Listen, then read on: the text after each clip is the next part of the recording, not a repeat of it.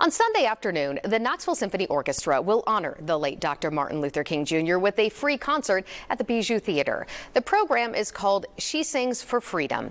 It will honor 6 women whose music and voices were instrumental in the civil rights movement.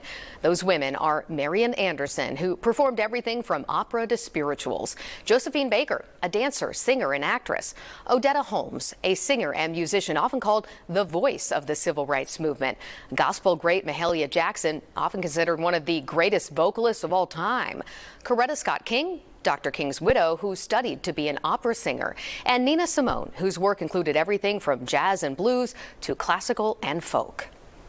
It's going to be a terrific program of music. It's going to be featuring some very familiar spirituals and gospel tunes associated with the civil rights movement, and a few songs that I think are going to be new and really kind of magical discoveries for the people in attendance.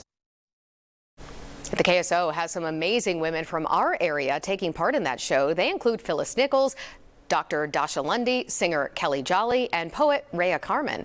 We talked to Carmon and Jolly this week about sharing these incredible stories.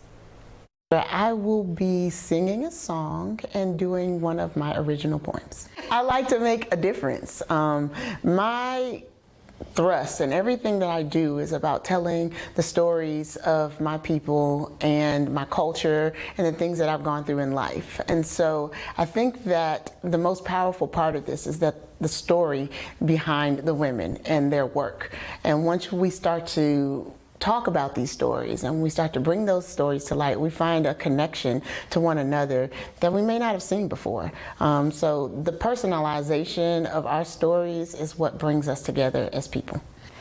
On Sunday, I will be celebrating the music of Josephine Baker and Odetta Holmes. So I'll be performing 2 selections from those women.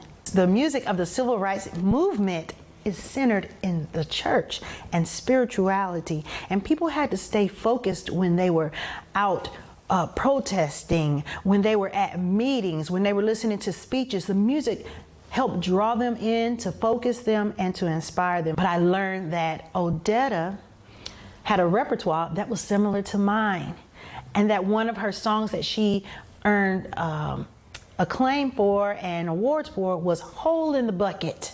It's actually a song that my parents sang to me. It's actually a song that I recorded, and I sing it every chance I get. And I read that, and I thought, wow, I'm more like her than I thought.